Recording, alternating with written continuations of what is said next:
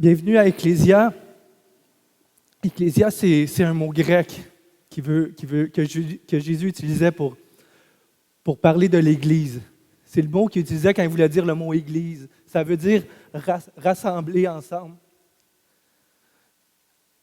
C'est le mot qui signifie ceux qui ont été appelés par Dieu. Le beau nom que Dieu nous donne en Jésus-Christ. À tous ceux qui croient, qui ont eu la foi dans l'œuvre de Jésus-Christ qu'on va voir, tous ceux qui acceptent, tous ceux qui se repentent, tous ceux qui reçoivent la royauté de Jésus, ça nous donne le droit d'être appelés enfants de Dieu. Donc, Ecclésia, rassembler, c'est plus qu'un rassemblement, c'est plus qu'une bâtisse, c'est plus que des gens qui connaissent Jésus. C'est la famille de Dieu, une partie de la famille de Dieu. Et je veux te souhaiter la bienvenue à tout le monde. Là, peut-être tu te dis, qu'est-ce qui se passe, coudonc? Et si tu es nouveau, si tu nous visites, on veut vraiment que tu saches qu'on est content que tu sois là. On veut que tu saches ce matin qu'on est en deuil aussi. On a perdu une sœur bien-aimée, notre sœur France.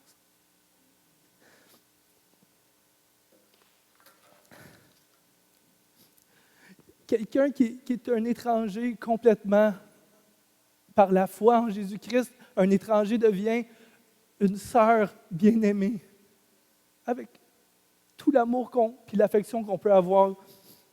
Quelqu'un qu'on ne connaît pas, en Jésus devient un père bien-aimé à cause de l'œuvre de Jésus-Christ.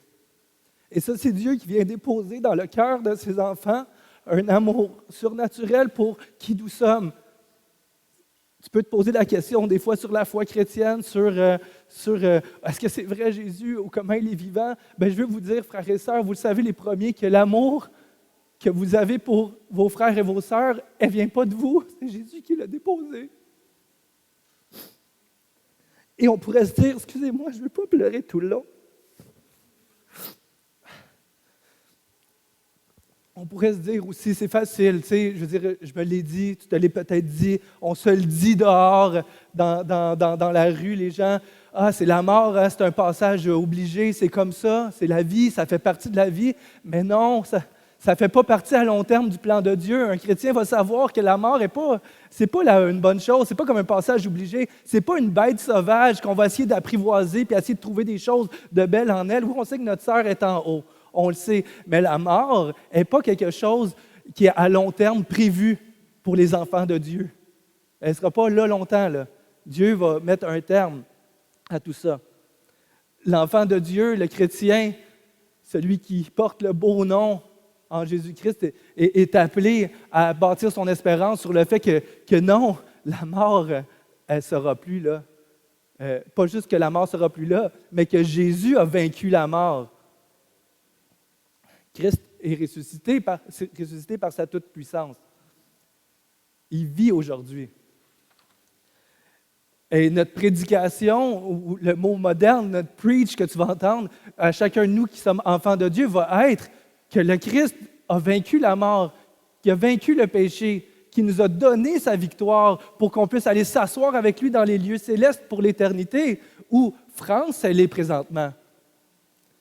On va lire 1 Corinthiens 15 ensemble, s'il vous plaît. Vous pouvez ouvrir votre Bible. 1 Corinthiens 15, 19.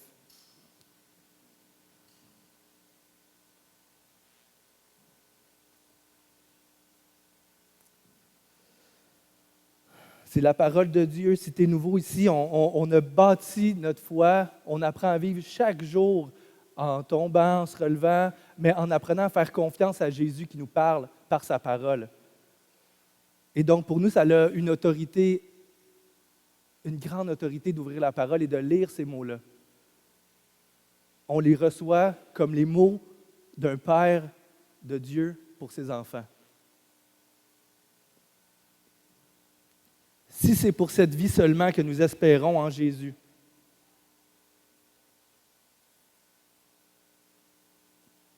nous sommes les plus à plaindre de tous les hommes. Mais en réalité, Christ est ressuscité.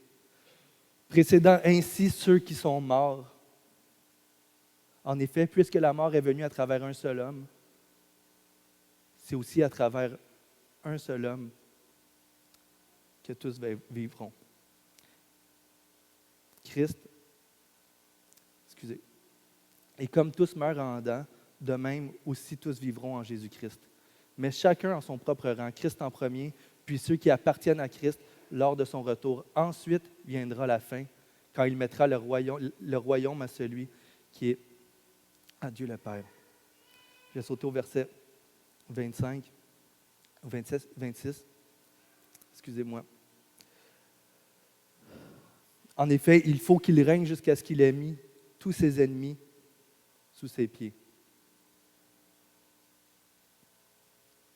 Et le dernier ennemi qui sera vaincu, c'est la mort. Donc non, la mort qu'on voit ici,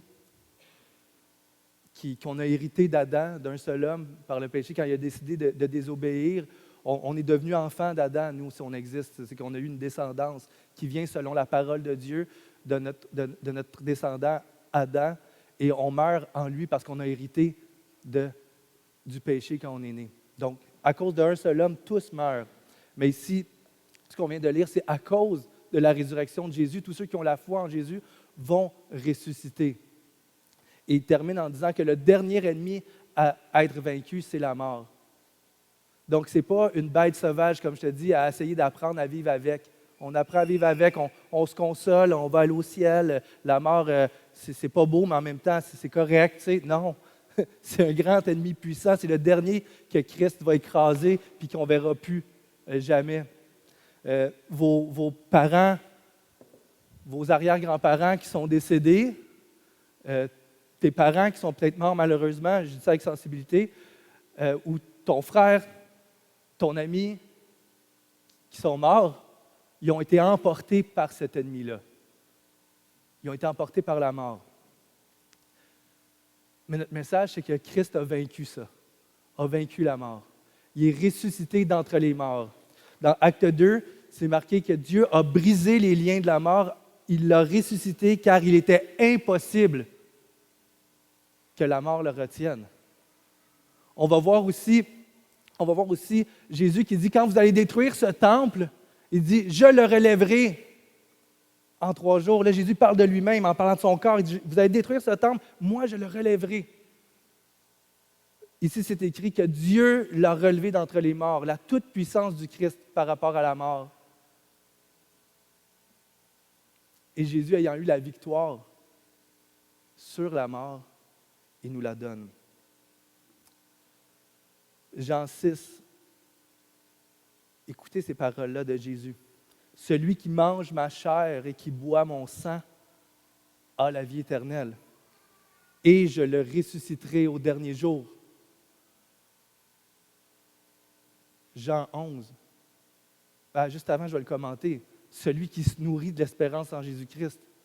Celui qui se nourrit du sacrifice de Jésus à la croix pour nos péchés et qui sait que la seule alliance, son seul espoir est dans le fait que son sang a coulé. Celui qui se nourrit tous les jours de ces vérités spirituelles-là a la vie éternelle. C'est ça que Jésus dit.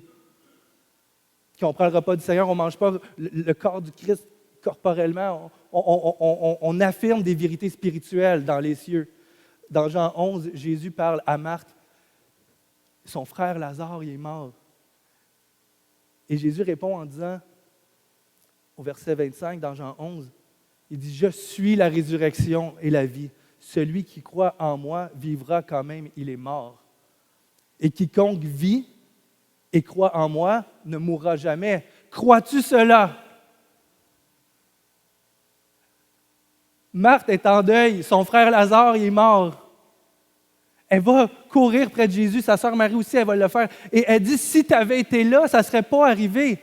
Elle est en train de dire, Seigneur Jésus, je te connais. Pourquoi tu n'es pas intervenu? Tu avais le pouvoir d'intervenir sur la mort. Et nous qui avons lu les évangiles, qui l'avons lu, on sait que Jésus était occupé. On sait que Jésus pouvait venir avant. On sait que Jésus voulait révéler sa gloire à toute la foule en ressuscitant maintenant Lazare. Et Jésus, devant Marthe, n'a jamais, il s'est justifié de dire, pourquoi il n'était pas intervenu? La question, c'est pas, Seigneur, pourquoi tu es pas avec France? Tout le monde ici, là, on est flabbergasté parce que c'est un pilier dans notre Église. Mais pourquoi tu n'es pas intervenu?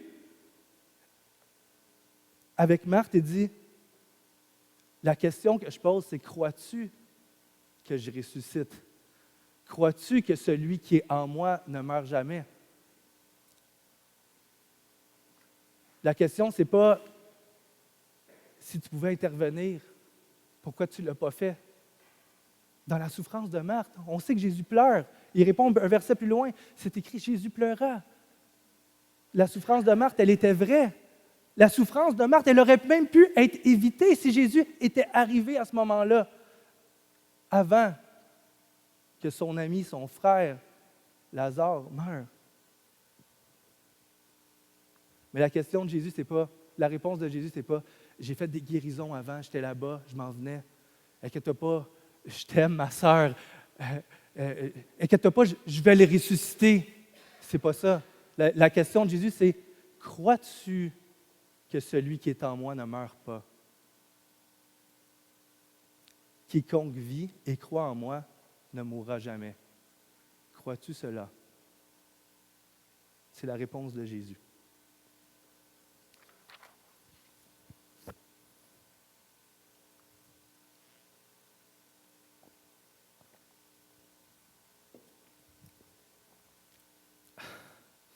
Donc, s'il y a une tristesse profonde, une vraie tristesse, que pour ma part, moi, quand je vais enseigner, ma sœur France, qui était là depuis 15 ans, chaque dimanche, avec sa tête, puis elle écoutait. Elle ne sera plus là, cherche-la pas. Elle ne sera plus là. S'il y a une tristesse profonde en savoir, tu sais, si je m'adresse à toi, tu ne recevras plus de téléphone pour savoir comment elle peut prier pour toi. Tu n'auras plus d'appel à ta fête parce que tu es tout seul. Tu ne te feras pas inviter au souper chez eux parce qu'elle avait compassion de toi. S'il y a une tristesse profonde de savoir que tu n'auras pas de cadeau sur ton perron parce qu'elle a passé déposer un cadeau en Jésus-Christ pour t'encourager. France, c'était tout ça. Un pilier dans l'Église qui œuvrait dans le silence, dans le secret. Le Seigneur nous appelle même à voir ces gens-là comme des modèles. Qui va faire ça? Qui va être en haut à la prière depuis autant d'années? La constance de France pour accueillir les frères dans la prière. Elle avait appelé Julie la veille. Elle m'avait appelé, je l'avais appelé. Qui va prendre ça? S'il y a une tristesse profonde à savoir que notre frère Pierre se retrouve seul, on sait que c'est un frère, on sait qu'il a l'espérance en Jésus. France lui disait la Bible tous les matins parce qu'il ne peut pas bien voir. La mort de France vient vraiment amputer Ecclésia. Vient premièrement amputer sa famille proche de quelqu'un, un modèle, un pilier dans la foi, qui était un encouragement, qui était un ciment.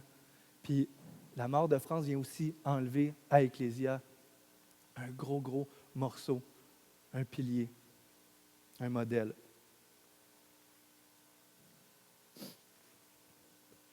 Et ma question de qui va faire ça, ce n'est pas une question que je lance en l'air. Est-ce que nous voulons apprendre à vivre comme ça? Est-ce que nous voulons apprendre à dire non, je vais sacrifier ma vie parce que Christ a sacrifié sa vie pour moi? Puis les personnes qui étaient des étrangers pour moi, quand j'étais un étranger pour Christ, il m'a accueilli. Je peux-tu accueillir comme Christ m'a accueilli? Et un peu comme Marie qui court au pied de Jésus puis qui se pitche puis qui dit, mais pourquoi tu n'es pas intervenu?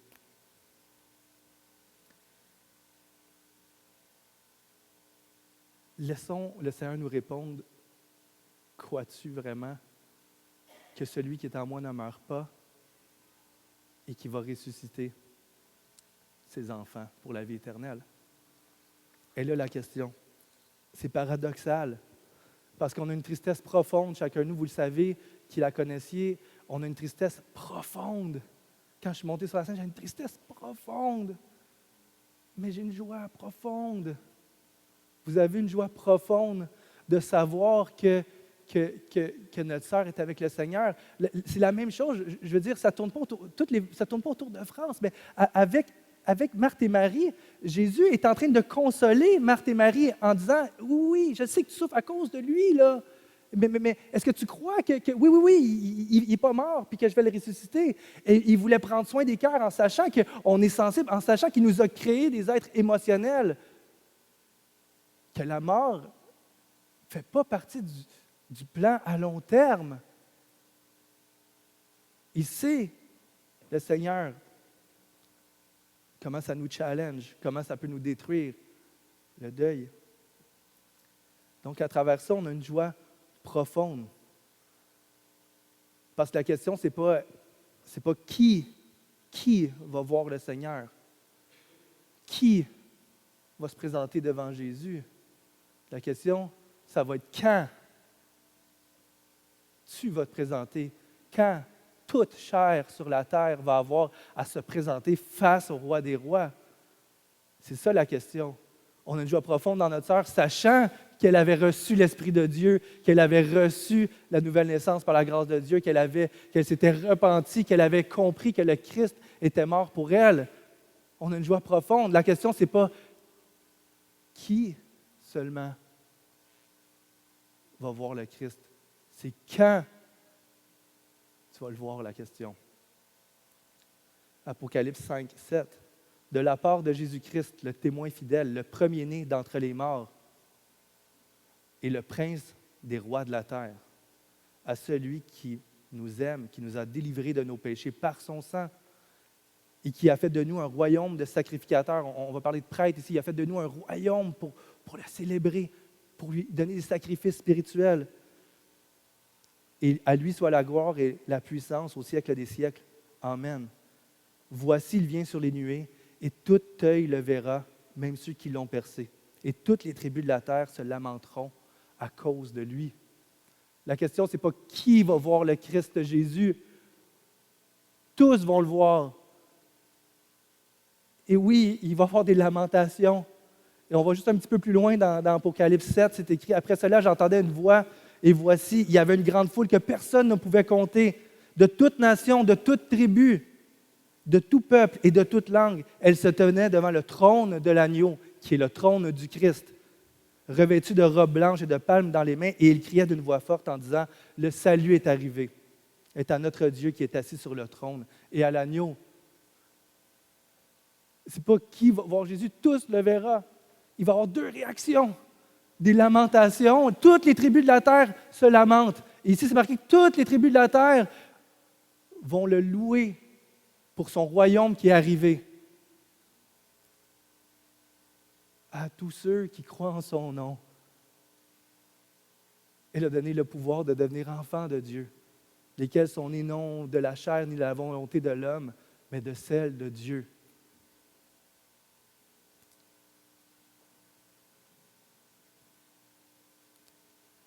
Et ce matin, je veux qu'on fasse différemment le message.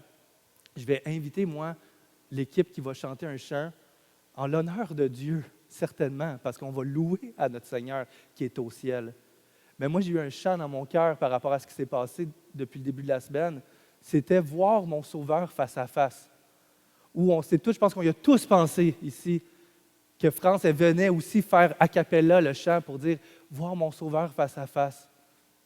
Et on va inviter les musiciens, on va se lever, on va chanter un chant a cappella qui va nous rappeler à chacun de nous, puis à toi qui nous visite peut-être, que toi aussi, c'est accessible pour toi. Cet amour-là pour les frères et les sœurs, c'est accessible pour toi, la famille de Dieu. Le nom merveilleux que Dieu peut te donner, il est accessible en Jésus-Christ.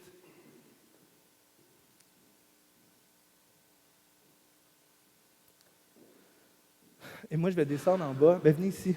Ah, là, c'est bon, le micro est là. Je vais descendre en bas, je vais chanter avec l'Assemblée. Et je vais remonter après parce qu'on va faire quelque chose de différent aujourd'hui. Moi, je chante pas, là. Non.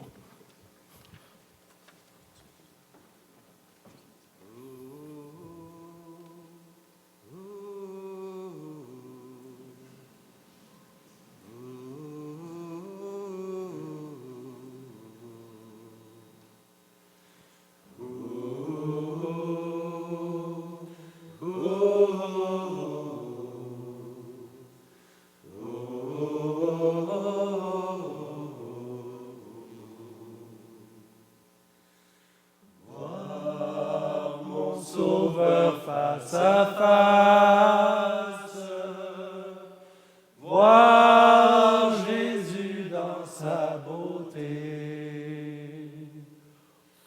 Oh, joie aux suprême grâce, au bonheur, félicité. Oui, dans ta magnificence, je te verrai, divin roi, pour toujours en ta présence, je serai semblable à toi. Ta gloire est encore voilée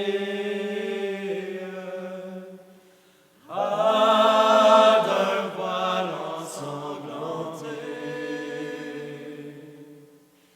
Bientôt sera révélée ton ineffable beauté.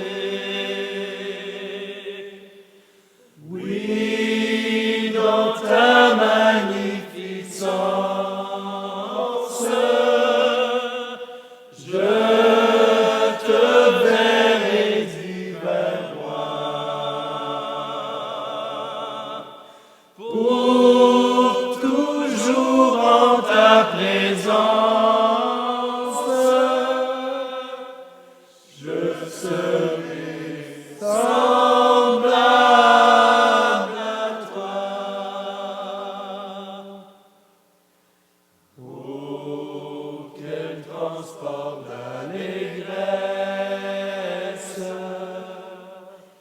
quand tes yeux laissaient sur moi, me diront avec tendresse, je mourus aussi pour toi. Oui, dans ta magnificence, je te verrai, divin roi, pour toujours en ta présence, je serai semblable à toi. Oui, dans ta magnificence, je te verrai, divin roi, pour toujours en ta présence, je serai semblable à toi.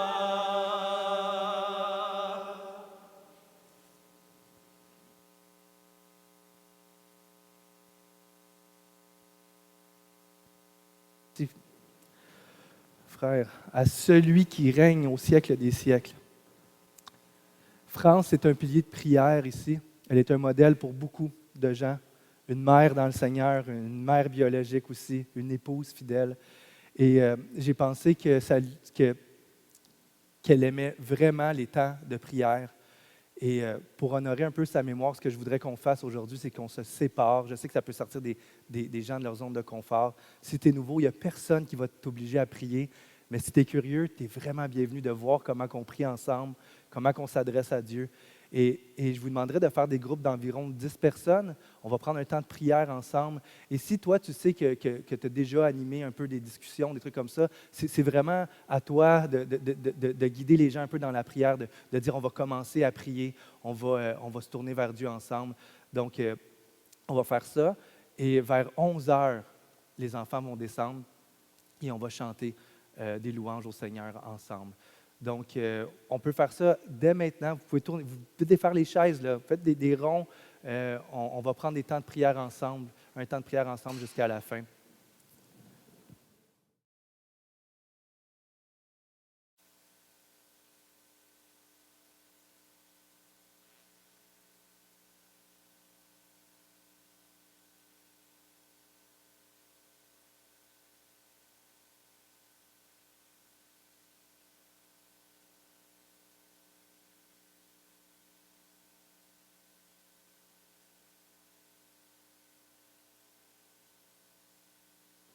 Tout le monde, on va tranquillement arrêter de prier, puis on va se replacer parce qu'on va accueillir les enfants.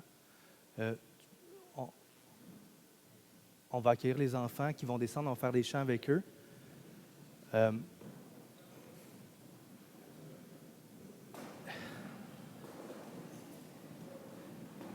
et je vais inviter les musiciens à venir sur scène maintenant.